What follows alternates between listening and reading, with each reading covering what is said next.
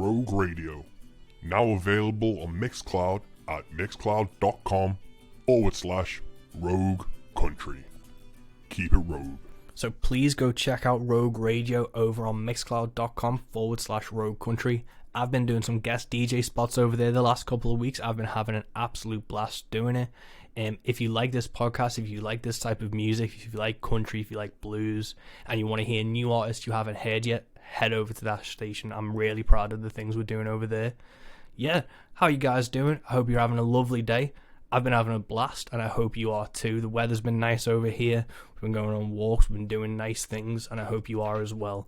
Yeah, it's all about that, isn't it? It's about doing what you care about and doing what you love with who you love, which is always a nice thing. Today we are, of course, brought to you by The Next Life. That is my album. I'm going to drop in a little teaser for you now.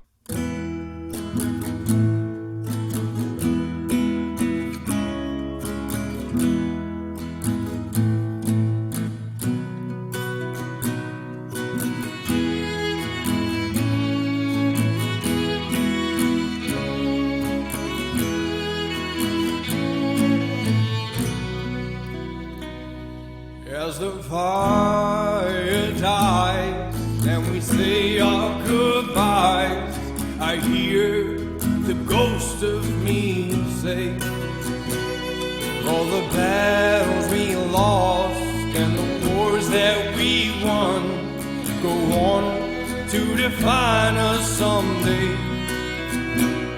We'll let the summer pass and move on at last to the seasons that make us age. But at least I will know that the older we grow, in the chapter we share the same page.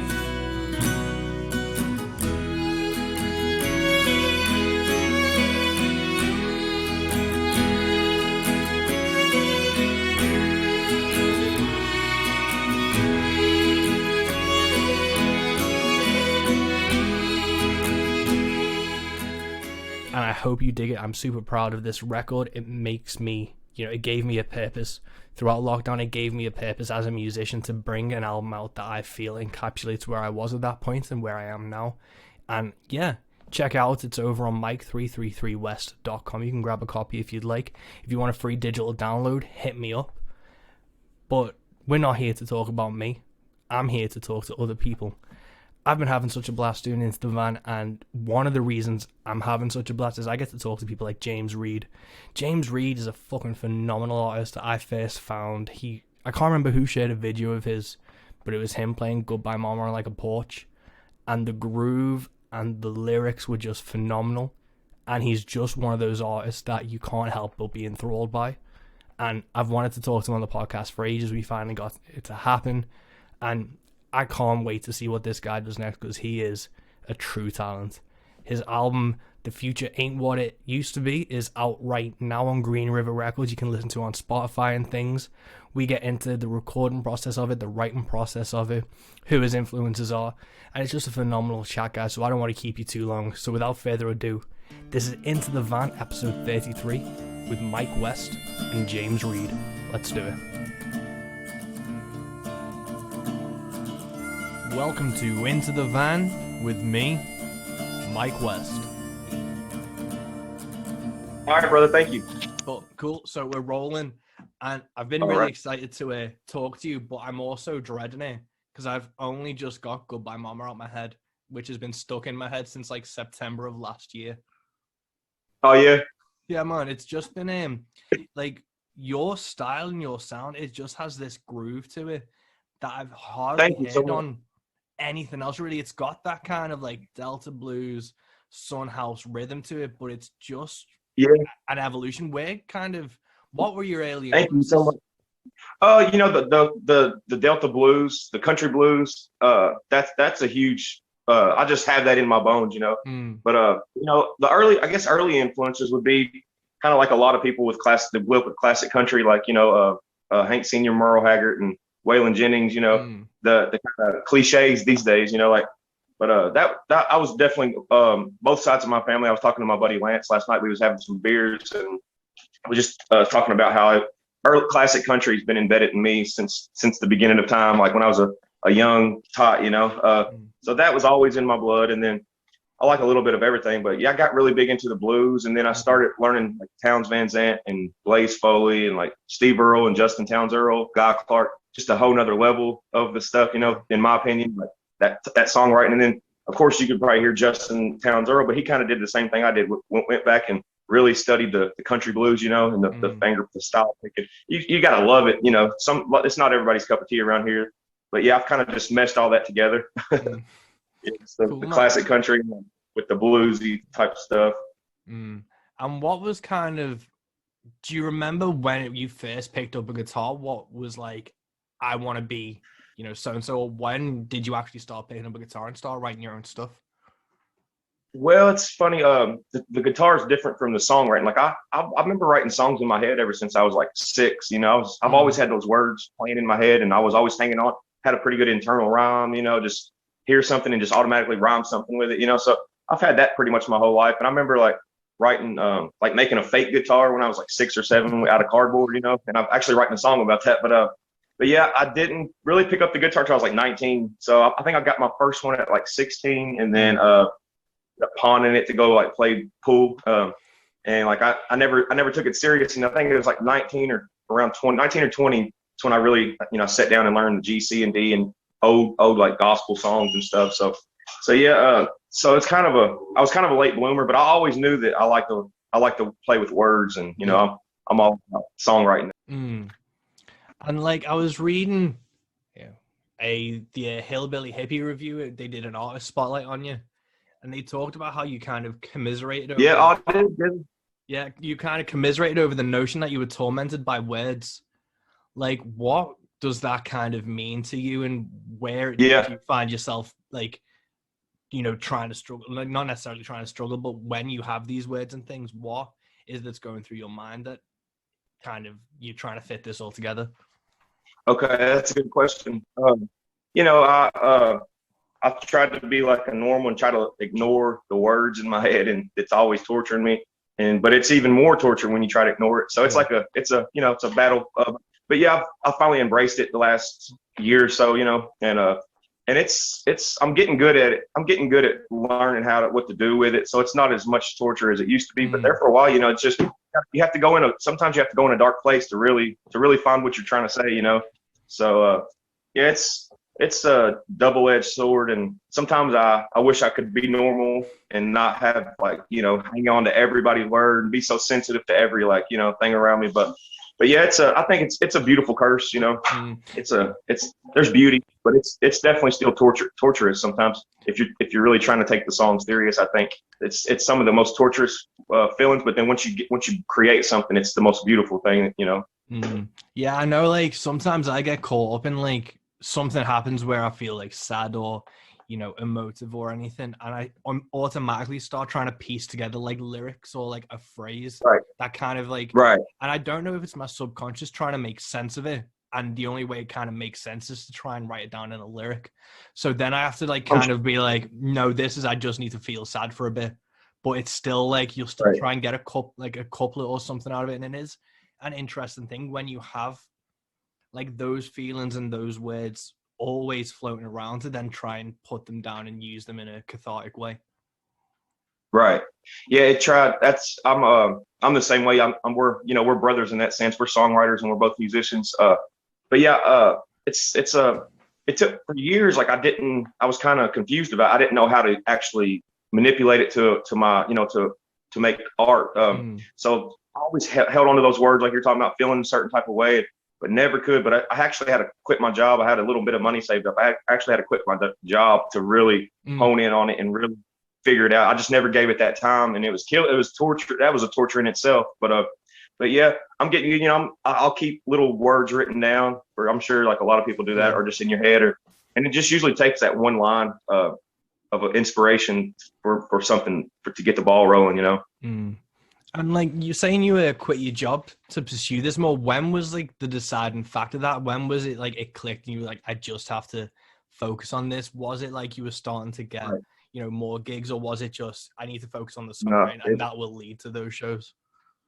Right. That's a good question. I think some people, I praise those people that can like go to work and then get off of work and really work on their art. That that's just not me. I'm not that tough. I guess I'm not that responsible. But I've been doing gigs for like 4 and 5 years on and off. And I remember opening for like Billy Don Burns and Josh Morningstar. They're pretty big names around here. They're some of my heroes. And that was like 3 years ago, I think. And it was like one of the most awful sets I've ever had in my life. I embarrassed myself. I was working and I just didn't get time. So I've tried to get out there, and then I would get discouraged, and putting yourself out there and being vulnerable. That was something that I had to get really used to. I wasn't good at that. So, but yeah, I've tried like the last 4 or 5 years. So I think a lot of people kind of see me in the background, but I really wasn't making a lot of noise. But this past year, like right before the pandemic hit, that was crazy in itself. I really was like, something clicked in me. Actually, I did, like you speaking of like psilocybin and mushrooms, me and my buddy, we did a little bit one day, and I just woke up that next day and I felt refreshing. I was like, I couldn't, you got to be careful when you fool with those things, because you'll get the truth hand it to you right away, sometimes. And you got to be ready for that. And I don't know if I was or not, but I knew. I was telling my buddy, we kind of started like a little business together, like side jobs and stuff. And I went in one day to him and I was like, dude, I got to quit my job and I'm going to go try to do music. And he was like, are you crazy? You're fucking crazy. And I was like, no, man, I just, I'm listening to my body. I can't even fake this anymore. So yeah, it was like a little bit over a year ago, I think maybe last February, or maybe about a year today. I quit and I just went into writing, and like I just really, and I started, just finding the more you do something, the better you get at it, so. But yeah, they say it, overnight success, it usually takes like 10 or 15 years. I've been really trying for about the last 5 years, but this past year, I really just was like, no offense to nobody, but I'm doing this for me. Like, I'm not looking for anybody's validation. That's why I was, a lot of years I was trying to write songs to appease people and like think about if they would like that or not. You just can't do that with art. You kind of have to be like a rebel in a way, just got to kind of get out there and just kick ass and not take no names. Yeah, well, I was gonna say, in that same like Hillbilly article, there's a quote where it says, woke up last year cursed with an artistic integrity you hadn't known before. Is that kind of yeah, okay. I know the art. I know that what you're talking about now. I couldn't place what you was talking about, but yeah, I did read that. Yeah, that was kind of my own words. I kind of put that, I think that was on my I think I put that on my music page. But yeah, and I kind of stole that from Guy Clark. He said, he's like I heard him say something about a growing artistic integrity, and I understood that. I didn't understand that before, but then one day when you understand that, then you know exactly what he's talking about. Like the shit ain't going away, and then so it's like I'm gonna actually give it some time and really try to work on it. Yeah, man, I think it's really important when that clicks in for people. Like I know, I've like when I first started out, it was the cover bands, the tribute bands, they're the big acts, they always bring the money in and stuff. And when you get booked for a gig, especially if you've got an acoustic guitar, people are demanding that you play X, Y, or Z. And obviously I'm around Liverpool way, so the amount of Beatles requests I got and shit, and it's got to the point where I was like, I haven't learned these out of spite. I'm never gonna learn these fucking songs because I'm playing my shit. And it was when it was kind of like, because I'd done gigs where I'd pandered and I'd played like a Lumineers song, and I like the Lumineers, but I don't want to play them. Like, I don't play other. I love the Lumineers here, but I don't want to. And it's when you start realizing that, and you're like, well, no, I'm not going to do that, and I'm not going to gig there. I'm not going to play that type of stuff. You start to solidify your own artistic voice, and you feel more confident. Like, it may bite you in the ass at some point, but you can live with yourself and your art a lot better and a lot quicker when you do that. Right. And then you'll find the people that'll keep you going, like that love that, they want to hear your originals, and those people are God sent, Yeah, I've had that same dealings. Like even when I play covers, they're obscure and nobody really knows them. So I canceled a gig because I turned down a gig not too long ago. Actually, we took it and they asked to make sure I play covers that people know, and it pissed me off. It's just like, I don't want to be told what to play. Yeah. And so I told my buddy, I brought my buddy on board, and I said, let's play all originals. I was trying to be like a badass, but it worked out, and it was a good gig. But that's why I played at the venue. Shout out to them in Moorhead, Kentucky. It's a beautiful place. But that owner is like one of the first ones recently that said, I want you to play all originals. I would rather you not play no covers. And I was like, I'm getting to where I want to go, Yeah. So yeah, you know, I love Tyler Childers. I love Sturgill. Like I love Lumineers as well, but you know, I'm not into playing most of their songs. You know. Yeah, yeah, man. Like even like the covers I do know, like I really like Chris Christopherson's like one of my favorite ever songwriters, and I do like Yeah. Chase the Feeling, and I'll never play Sunday Morning Coming Down because it's like if you want a deep cut, I'll do that shit. Right, right. Yeah, I love that song as well. And I'll do a couple of Chris Christopherson songs in my sets, but they're kind of like not known as well. Like Best of All Possible Worlds and Kiss the World Goodbye. That's a couple of Chris. I'll throw in there every once in a while, but it's not the ones that most people know anyway. But yeah, I mean, there's I don't want to be like an asshole or nothing, but I like you said, you understand. That's why we're brothers, because you understand that, like, that's a beautiful thing when an artist takes control of it and is like, no, I'm giving you my art. Yeah. So yeah, that's what I'm known for that. Even like people that say that the covers that I do, they still don't even know what they are, so they probably thought I wrote them. Nice. And with your originals, what was kind of the first song that you felt really gained traction in like your era at shows? Because the first video I ever saw of you was the Goodbye Mama one that I think JJ Waters shared. Yeah. Was that the first song that people kind of gravitated towards? I mean, I'd say so. I think I wrote the first one that stands out that I'm actually halfway proud of when it was like 10 years ago. And a lot of my friends around here, they've heard me play that song, and nobody knows it now. But as far as recently, I would say, yeah, Goodbye Mama. Like, it's just everybody, like, people, like, it starts off talking about all I need is a good bag of weeds, and like people who don't even smoke weed, they bob their head to it, and then so I'd say, yeah, that song. I mean, the last few shows I played in, like there's starting to be a crowd singing along, which is one of the best feelings in the world, So I would say, yeah, that one, that was probably one of the ones that's just, it stayed around, it's not went nowhere. I've got a lot that people know. I got a handful that people know, but I would say, yeah, Goodbye Mama. It's just something about that. I guess the catchy tune, or like the upbeat tune. I would say I would say that I would have to go with that one for sure. Yeah, man. I remember, like, you shared a video the other day of you playing that live, and there was a dude singing along to it. I remember just grinning ear from ear, ear to ear, because I know how much that means to an artist when an original song's accepted that much. So I was like so stoked for you that, like, at that level, even one in however many is like singing along to one of your songs. That's like an incredible thing. Yes, and that's something really new. That's something I've been kind of burning up the pavement and trying to play all over, states around and stuff. But that's something kind of new. When you go out of town and you don't hardly know nobody and they're singing your songs, like, that's one of the best feelings I've ever felt in my life. It just validates what I'm good at. I've kind of turned my family upside down with all this, and like everything's so uncertain. Other than music, like music's kind of started climbing, but yeah, that kind of moments like that validates it all. It's like, people are listening and they're starting to know your songs. You kind of don't fathom that until it happens. It's kind of hard to understand until that happens. And what is like the live situation like in Kentucky? Because there seems to be not necessarily a resurgence, but there seems to be a lot of artists of a great caliber at the moment that seem to be just like on the rise. Do you think that's helped? Like, are there a load of venues in Kentucky that you can play originals at?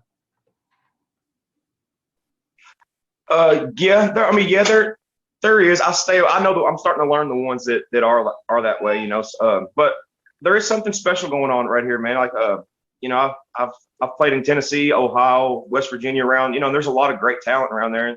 Out West, I'm starting to get, network out there and understand, but every single state somebody from Georgia just messaged me yesterday, wanting to set up a gig, and they're just like, whatever's going on in Kentucky right now, there's something special. And, I would have to give that to Chris Stapleton and then Sturgill Simpson and Tyler Childers, man. I think they kind of set the stage. They've all, was nominated for Grammys and done things that you can't think of. With most of them stayed kind of independent, or wasn't on the radio that much, And so I think that at first it kind of, when Tyler Childers come out, he just turned everything upside down. Like, he just inspired all of us, and he actually made a lot of people quit writing songs. I've heard so many people, which is kind of crazy, but they were like, he's so good, I'm quitting writing, which they're not getting what it's really about, Yeah.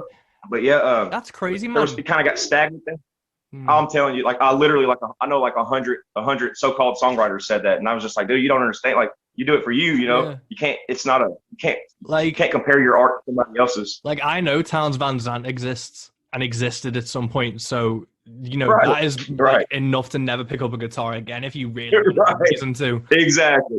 That's a really Exactly. yeah. I'm with you on that. 'Cause I'm a huge Town. Like I'm a sucker for Town. Anything Towns Van Zandt. So that's a good point. Like if I didn't, if you don't quit, he wasn't like the last one who did it, and then nobody ever did it again. You know, everybody's arts need it in this world. But yeah, Tyler did come out. You know, he did his song crafting is really a high level.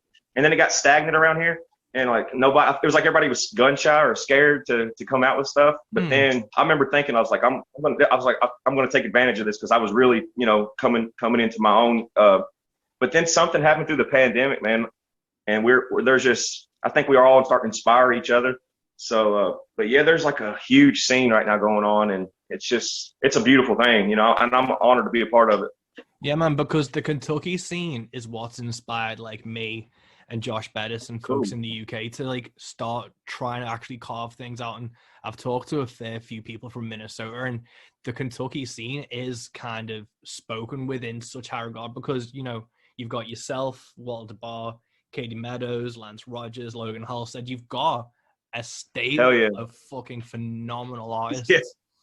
I'm telling you, I've been having this conversation so much. Yeah, but you've been obviously around and about for a while now. Has it been in like the last 3 to 5 years? It's just amped up, and has that impact like venues and the actual fans? Because I think, everyone not necessarily wants to find the next Tyler Childers, but they want to find someone of that caliber. So have people like in the area taken advantage of the original music scene more? Man, it's like happening so quick right now that it's hard to even kind of put into words because like I'm in the middle of it. But there is something I've just had like this conversation. I've had it so many times with so many people from overseas and all over the states. So we had, like I was telling you, me and my buddy was having some beers last night. We talked about this for hours about how like it's weird because we're right in the middle of it. Lance Rogers come up with me through the pandemic, and we're a little bit older than everybody else. Everybody's walks of life is different, but we're honored to be a part of it, but it's hard to talk about because it's kind of going on right now. But yeah, as far as the scene, like I don't know if it's the venues. I don't think it's the venues as much. There is some good venues, and there's good festival. Like they set up good festivals around here, and Kentucky's a beautiful, really green, and like it's a beautiful place, and it's a special place to me. But I think I don't know. It's just the artistic integrity of I think we're all kind of like rising each other up, and I'd have to give that to, like I said, Tyler Childers and Sturgill Simpson that kind of showed us that you don't have to go to Nashville and be on the radio to make some noise, And that's before like those guys, like I think everybody thought you have to go to Nashville, you have to play the game and be on, get into the big machine. And then when you see somebody that, that makes it so big and they have a huge following that did it their own way, I think that inspired me. I think it inspired a lot of other people, but yeah, I think we all it's just, I think that's when something like a renaissance or something happens when you just get a lot of like-minded people that lift each other up at the same time, instead of trying to bring each other down. And so but the venues are great too. There is a lot of venues you can play originals. There's a lot of good like open mics.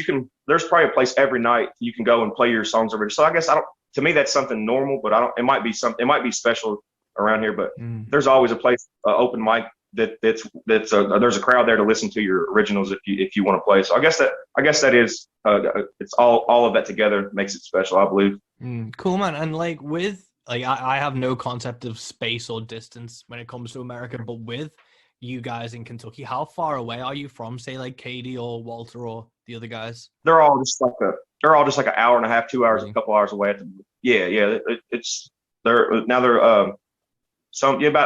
But with Katie, she's right up on the border, over the border. Like maybe she might be 3 hours away, and then Walter's like 2 hours this way, or out west or east. So they're not too far away, But for whatever reason, like I feel like they're kind of in Kentucky because we've kind of adopted them for sure, So yeah. With kind of like gigging, do you have like necessarily a plan where you go, I'm going to play, Kentucky and start to move to the states that like border it? Do you have kind of a touring plan or a gigging plan to reach new people and reach new audiences? That's a good question. Yeah, I've kind of Kentucky wasn't as like accepted or receptive to me there for a while. I think it's just they seen me like try it one year and then quit, and then try it another year and quit.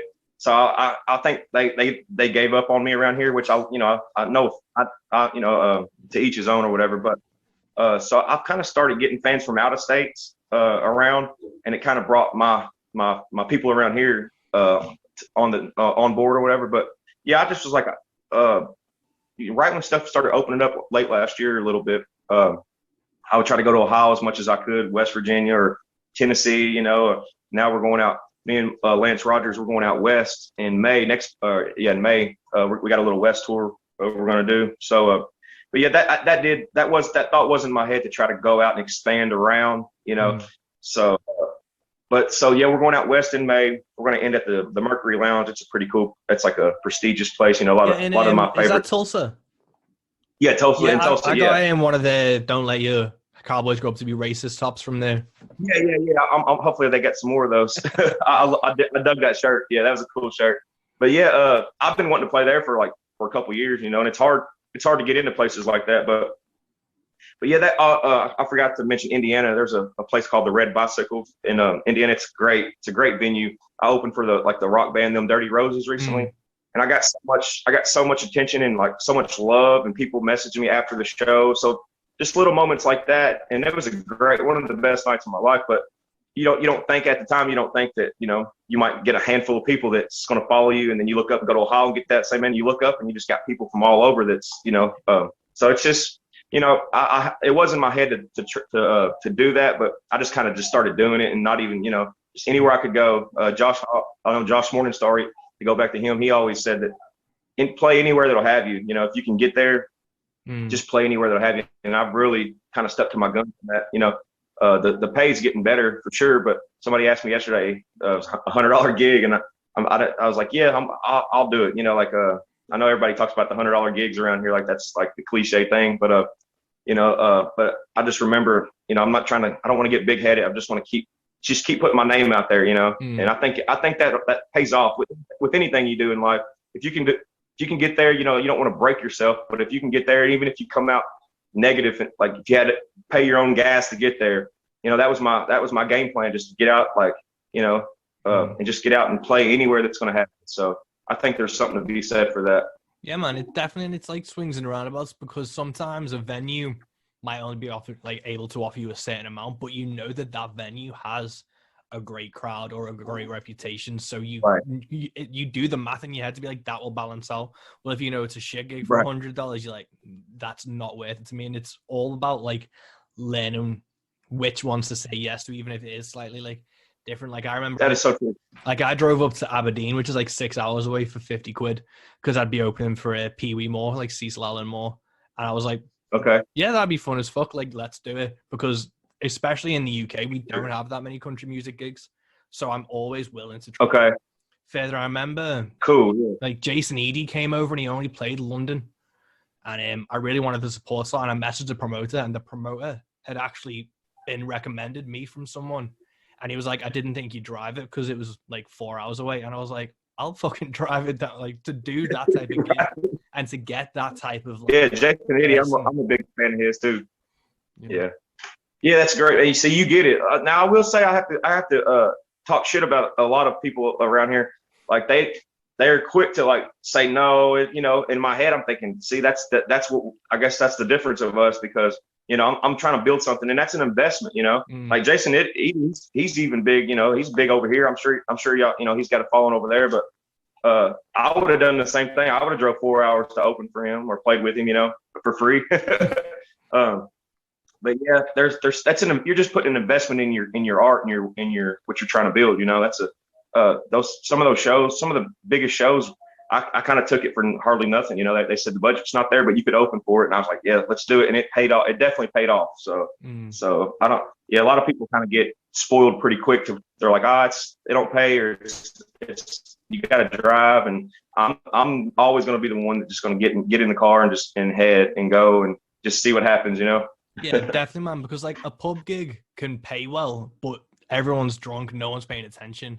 But if you go do a gig for like 50 quid or something, and you know you find like 10 people who give a shit and buy like £100 worth of merch, and then fucking share all your shit on social media, that's so much more invaluable than, you know, being screamed over by drunk dudes.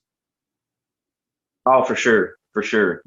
And I think the more you do this, the more you'll learn that, you know, like if you can get a listening room, I would rather do that for damn near nothing than to have, you know, like you said, to make $300 or $400 or two, whatever they're paying around here. And just a bunch of rowdy people that's not listening, that's going to ask for covers, wants you to play Freebird and stuff. Yeah, but with your touring and your book, are you still booking everything yourself? Are you booking all the dates and reaching out to venues? Yeah. So Becky Owens, she's like a sister to me. She come on board. She started Counterculture Productions, and she's been helping me a lot. And with so like we kind of network together. She's not, we don't say she's my manager or anything, but she promotes her. She comes to my shows and helps me and promotes me and gets everything going and might help me sell merch or whatever. And then she'll put her business name in there. You know, she'll network with her business as well. So it's kind of been a good partnership. But yeah, for the 95% of the shows I've done in the last year, I've booked them all myself. I've just kind of bugged the shit out of people, and they didn't work at first, but then like that Goodbye Mama started coming out, and I had some videos that people actually liked and a few numbers on there. So then that helped. But yeah, luckily, like a lot of people have trouble booking, but I've just kind of been persistent about it and bugging the hell out of venues. But a lot of I've been getting way bigger gigs, and other people's been helping me with that. But yeah, it's just kind of like, you know, it's like the wild, wild west. You know, there's not really like no one set way to do it. You know, you just kind of get out there. And it's funny how a person can put, if they really believe something and they put their mind to something and you know, and kind of grow a chip on their shoulder where they're serious and they got something to prove. Like it's, man, like anything can happen. I believe anything can happen. If I see you know, if you or one of my friends tell me that they're going after something, whatever it may be, it might be the most craziest thing in the world. But if they got that look in their eye, I'm not a hater. Like a lot of people just like, oh, you're crazy. You need to keep your job and, you know, do this and do that. But life is so short, man. And I don't take life as near as serious as I used to. So yeah, there's something to be said about like pounding the pavement and just going after something, and, you know, and it just kind of works out. The universe kind of pays you back for it, you know? Yeah, man, definitely. I think like when you have a vision and you have like a drive to it, like you can dream as much as you want, but you also have to put all the work in, which is what you've done.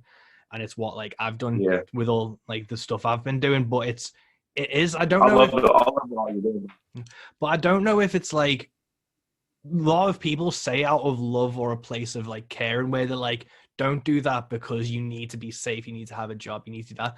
And they don't realize that that's probably the worst thing they can say. Someone like, you need to have that person to go, fuck it, do it. Like, what's the worst that can happen? Yes. Because in this day and age, what is the worst that can happen if you follow your dream? Yeah, exactly. Like, you'd be left with a lot of regrets as an old man. Maybe if you're lucky to be an old man, that's the worst. That's the worst thing that can happen. You know, like if you don't go after it, like, you know, sitting there on your deathbed with a bunch of regrets of I shoulda, woulda, coulda.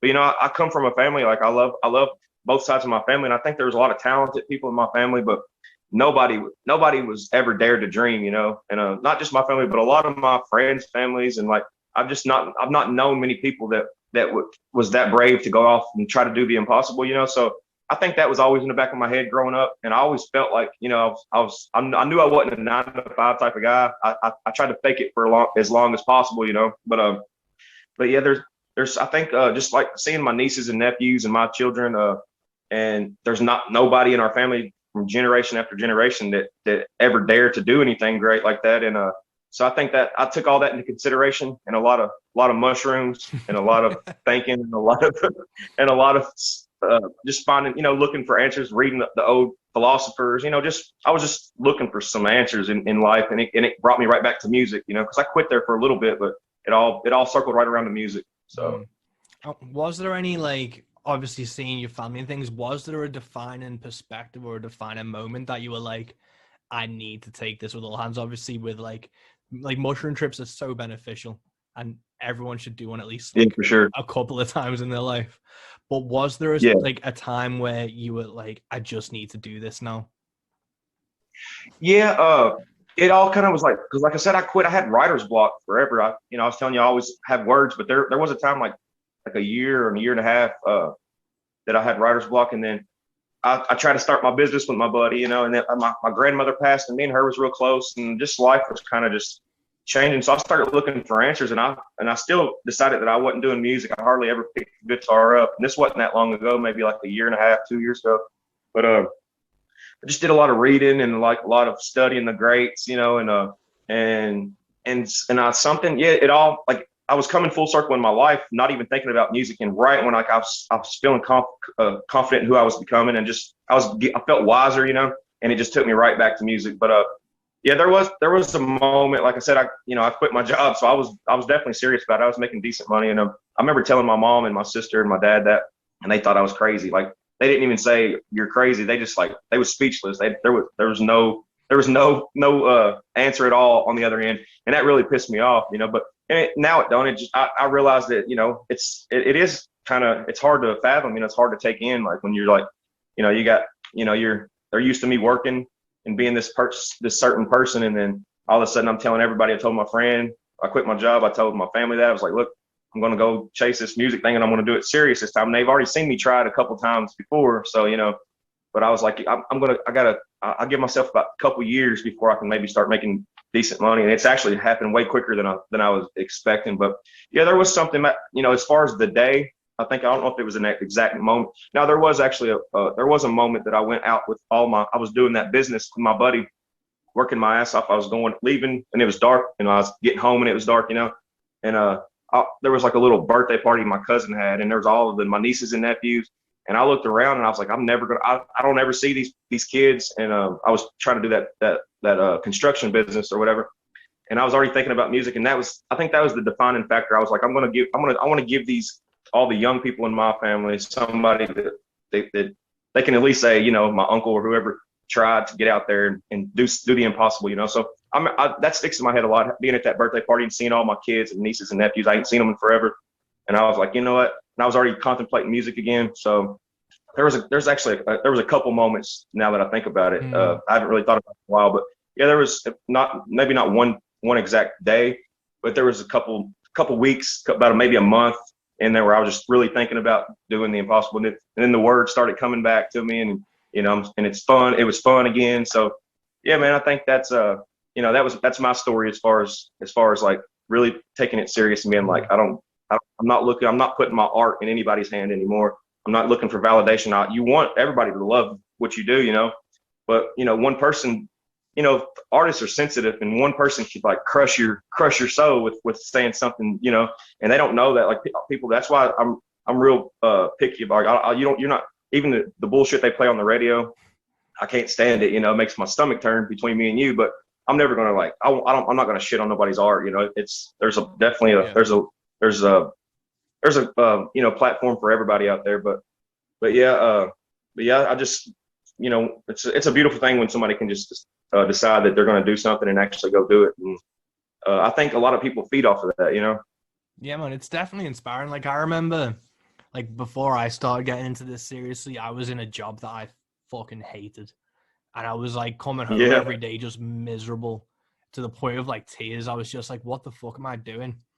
I was just sat there one day on my lunch, and some article popped up about it was like the 3 new country musicians saving country music, and it was Stapleton, Sturgill, and Isbell, and I think it was like 2015, 2016, and I was like, oh shit. And you kind of see people circumvent the industry and do what they want. And at that time, I'd already, was listening to a shit ton of like blues and Johnny Cash and Christopherson and just like all that stuff. And I was like, why the fuck wouldn't like, and it was like, and everything started forming in my head. I'm like, why the fuck wouldn't I do this? Because the other option is me being miserable for the rest of my fucking life. Right.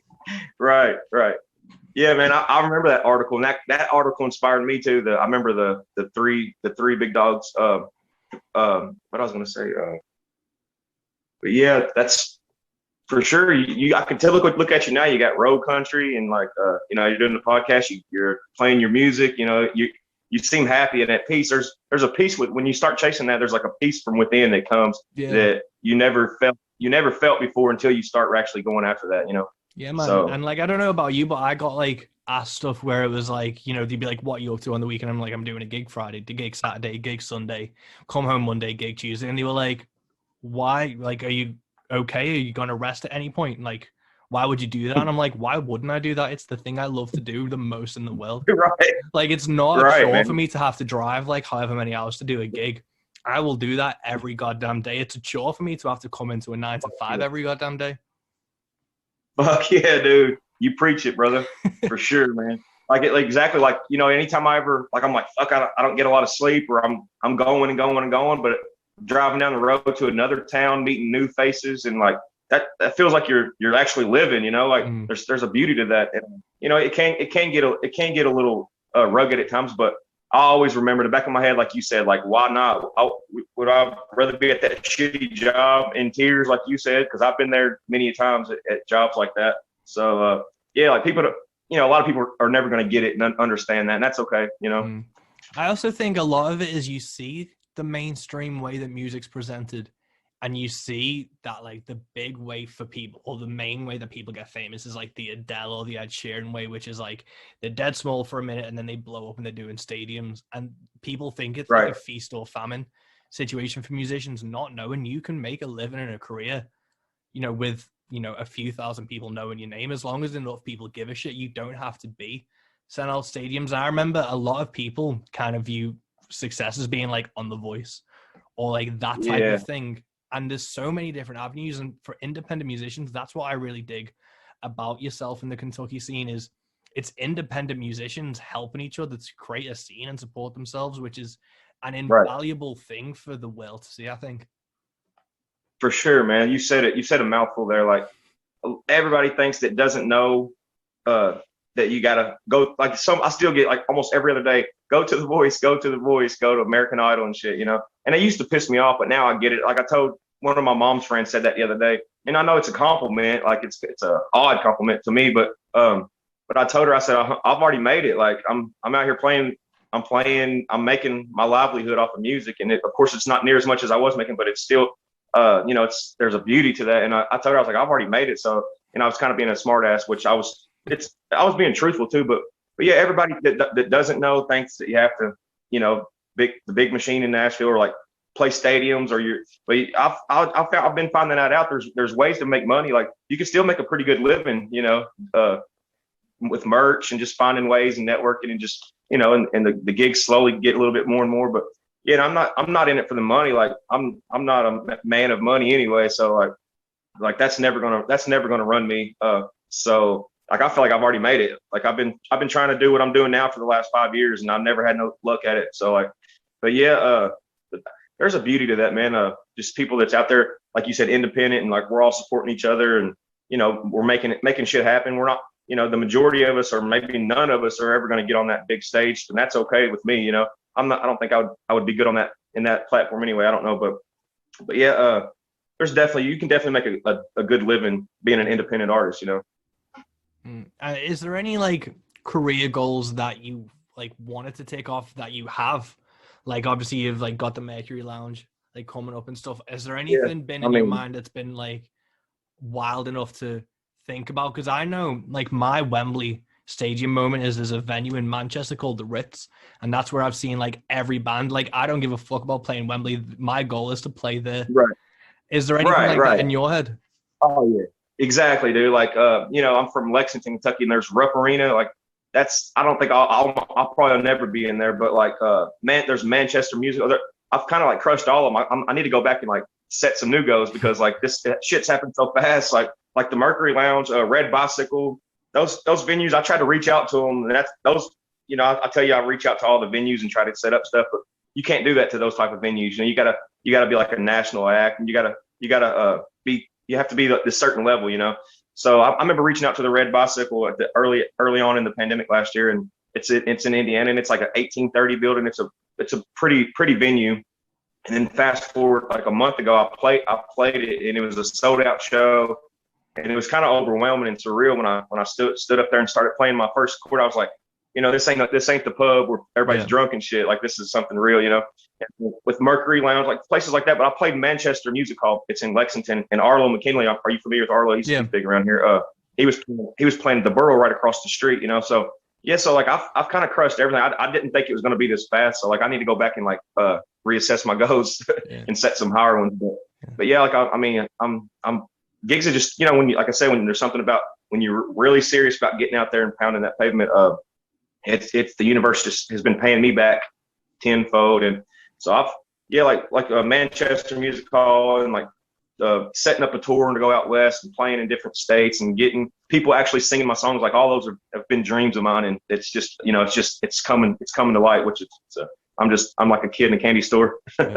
That's so cool, man. Like, I'm so excited to finally get back gigging. I think everything's meant to open up in the UK around June, July. And I'm okay. I'm kind of gonna be saying to my partner, I'm like, I've been in since fucking March. I'm not coming back for a while because I'm so excited to get back on like the road and start gigging. Right. Yeah, hell yeah. My buddy, he set up like a tour because stuff's starting to really open up now, with the vaccines and stuff. So I think he just set up a tour all the way out to like December. So he's like, he ain't coming back. He's not coming back to the end of the year. But yeah, I don't blame you, man. Like, I'm sure how was it for you, as far as like, was there like a lot of depression and stuff going around like in your music friends and stuff, or? Yeah, it's been hard. Like a lot of people have just been like not motivated in any way. And I think that it's hard when, if a musician has a mindset that the only thing they can do is live shows. If live shows get taken away from them, they're like, well, what the fuck have I got? But I've been kind of lucky in, like, I've always enjoyed looking at where gaps in, like, the market are. Like, I have, like, a marketing sense of what to do. And I was going to start this podcast. Like, I had the idea for it in 2019. I was like, I'm going to do this, like, because I want to. And then when the pandemic hit, I was like, oh shit, I've got this to just keep on going with. Obviously I released a record during the pandemic and things, but I had those goals and like tasks to just keep everything grinding. And I think if a lot of people would just sat there being like, well, I'm not really bothered to write a song because I don't have anywhere to play it to. So a lot of people, I think, fell into that spiral of what's the point at the moment. And it has been rampant. For sure. Has that been affecting like your scene as well? Yeah, that's funny. You said, go back to my buddy, me and Lance Rogers last night. We were sitting there having some beers and we talked about all this shit we're talking about today. It was a great conversation, but we talked about that. Like we was kind of disheartened by like big names didn't get on there and just like, lift the people up, lift all their fans up that got them to the dance and just get on there and do like some shitty video, like some live, not even a whole live session or nothing, just a song, like people fed off that. So, but then I get it. Like I was kind of bitter about that, like how a lot of bigger names that now they've already made it and they just come up MIA and nowhere to be found. But then I start thinking, like you said, they was touring and making all that money and they was living their dream, and all of a sudden it just gets taken away. And it probably put a lot of, like you said, they just kind of went into hiding and in a spiral. But I guess, like I said, there's a handful, like me and Lance, we didn't really have didn't build a following just yet. So we was able to get out there a little bit more. Because if I had a following at the time now, I probably couldn't have done it. But if I had a following, you can't be liable. It's just bad business to try to do stuff in a pandemic. But we were just out there on our own, nobody coming. So we put out a lot of, there was a handful of people that I remember putting out a lot of music. Every time I'd write one, I would just try to put it. And then I did a little Facebook show on at the beginning of the pandemic. So, I was playing a lot, but I understand the majority of artists around here kind of did that. They went into a spiral and they're like, what's the nihilistic and like, what's the use? And their livelihood was taken away. So I understand that too, man. But yeah, it's definitely like, it shook up everybody, a lot of depression and a lot of things a lot of darker things was happening, but like, hopefully everything's getting going again. Yeah, man, I think it goes back to the same people who, like, when Tyler hit the scene and people started giving up, it's like, if you aren't gonna weather this and like try to carry on, like, you don't really want it that much anyway. Like, there's nothing in the world that would make me stop this. Dude, you get it. Yeah, that's what I told a lot of people when I tell that story, because I was just telling somebody else that, like, literally, like, it felt like 100 different songwriters just like, okay, I give up. And I'm like, okay, well, you wasn't a real one. You don't really have that in you then, no offense, but you're half-assing it, and you probably shouldn't. I remember he did make me think, like, I remember him thinking, he made me think a couple times, like, I got work to do, I need to go within even more and cut off the fat to some songs and stuff. But I'm like you, I never once was like, if I was going to do that, then it would be after listening to Townes Van Zandt, like you said earlier. Yeah, that's the thing, man. If you wanted to be a songwriter and took like John Prine's first record and Townes' first record and listened to them, and you could give up, because like, what can be said of those things? But you have to have like your own voice and your own spin on it, and that's what I don't get when like, if someone gave up from just that. And it's the same thing with the pandemic. It's like, it's an obstacle, but it's no more of an obstacle than a fucking empty bar room that you play into. Just get it done.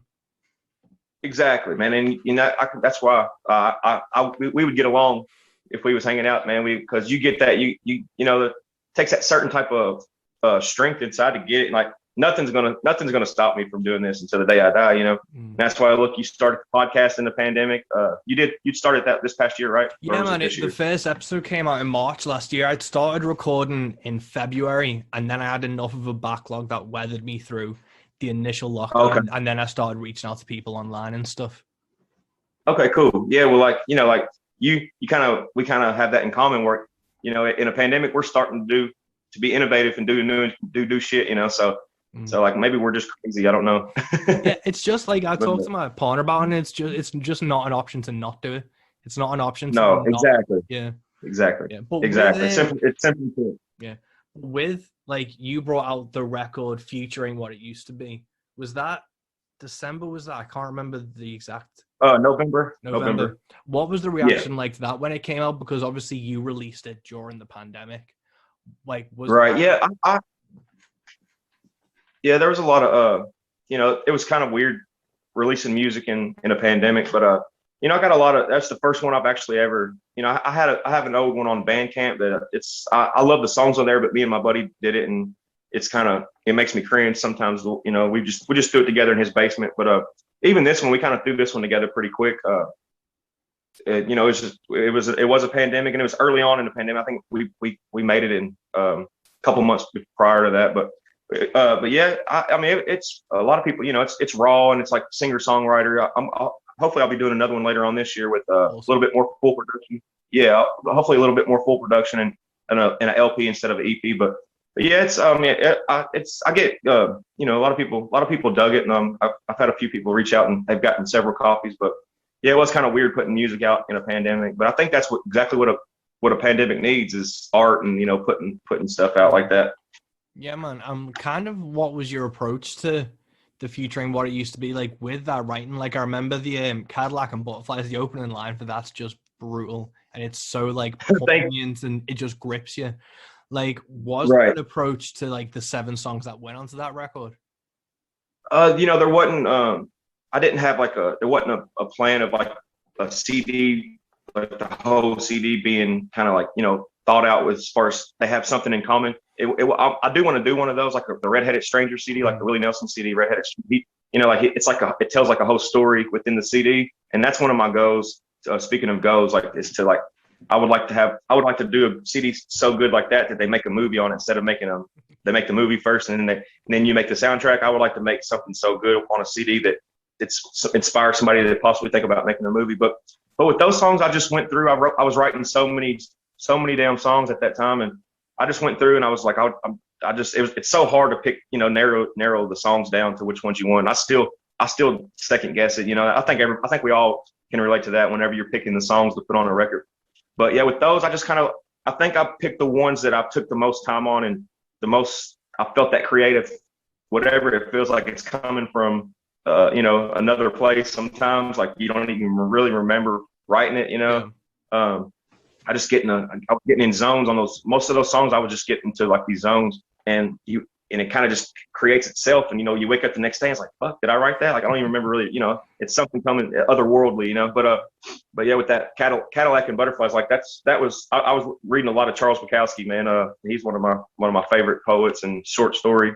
And I just I know he's brutal at times, and a lot of people don't like him. But yeah, I think he just has a way of with the human dialogue. And I was reading so much of his shit, and like that whole song is every verse it's pretty much has something to do with him in there. You know, he helped me with writing so much that I wanted to give an ode to him or give a nod to him. And yeah, so like that. So that. But yeah, I decided to pick the songs that I took the most time on, I think, and that meant the most to me. And what's it been like to co-write? Because I know you've been working with Lance, and I listened to Geraldine with you and Logan. What's it been like to approach like those writers and create those type of songs? That's a good question. I don't consider myself a songwriter. It's just something I've never done before. So the few that I have done, like it really I learned a lot about it. With that Geraldine, I went to West Virginia to Walter DeBar's. Me and Walter and Logan hung out for a day, and I had they took me around and showed me the best time, man. And then they wrote a song right there in front of me, and they let me be a part of it. And it was it's kind of like a soft grunge rock. It was a good song, man, and I was honored to be a part of that. So, but then I had that song Geraldine in my head. I had it like halfway finished.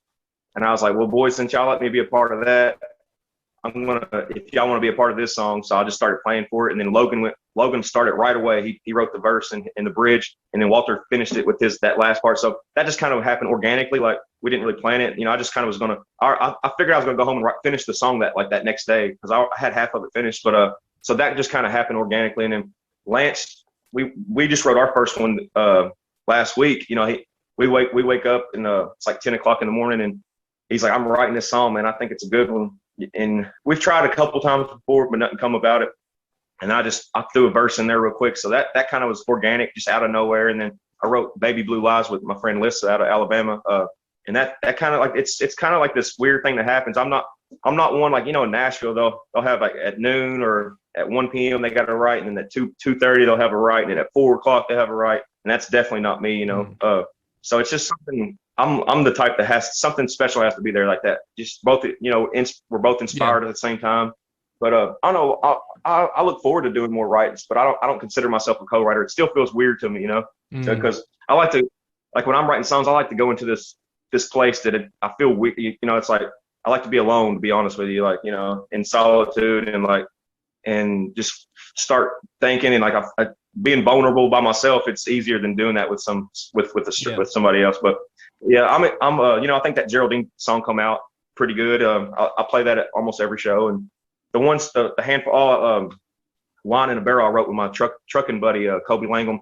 I think that's the 4 songs that I've co-wrote. I wrote a few more with people, but that's the ones that I actually play at gigs, and they're all special. It don't feel like you're sat down at a certain time and you wrote something. It was just something special happened at that moment. And so, yeah.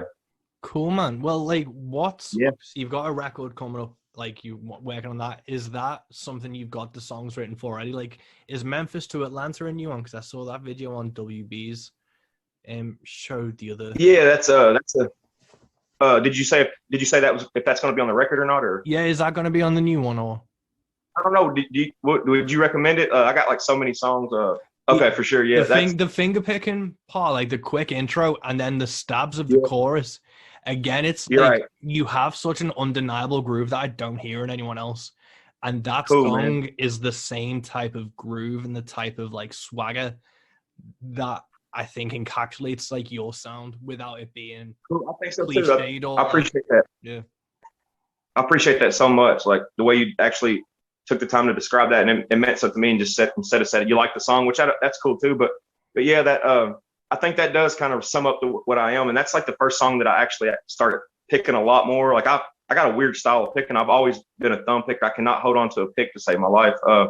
But that song, I kind of put that intro in there. It's kind of like country mixed with a little blue. Like it's kind of what that song is. Kind of what I am. It's a little bit all over the place. But and I did take a lot of. I was listening to a lot of country blues when I come up with that. But yeah, I think that since you mentioned that one, I probably will put that one on there. Cool, man. What's the kind of plans for the rest of the year? Obviously, you've got a West tour, you've got the record and stuff. Are you having any plans to come over to the UK or Europe?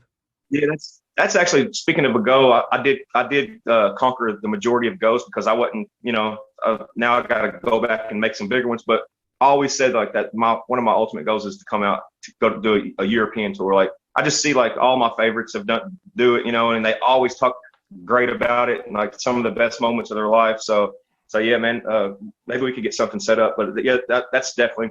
I might be going to Canada in a couple months to try to play a couple shows up there, but it's kind of still close, But yeah, that's definitely a big time goal of mine is to coming out to Europe and doing a tour out there. But yeah, it's all kind of like coming into place. I'm not good with time. Like I kind of keep my options open. I'm horrible with time and shit. So all of this is just kind of coming organically together. So I'm just going to keep rolling this wave, rolling with the wave, and hopefully I can stay busy, and everything opens back up and everything's normal again. Yeah. Cool, man. Well, we're over the hour mark and I don't want to keep you too long for the rest of the day, but I can't thank you enough for sitting down with me, man. Like, I have such an envy of what you guys are doing because, like, I saw you and Katie were talking about staying up just trading town songs and stuff, and I was like, why the fuck does my friend who plays a guitar live 4 hours away from me? Right.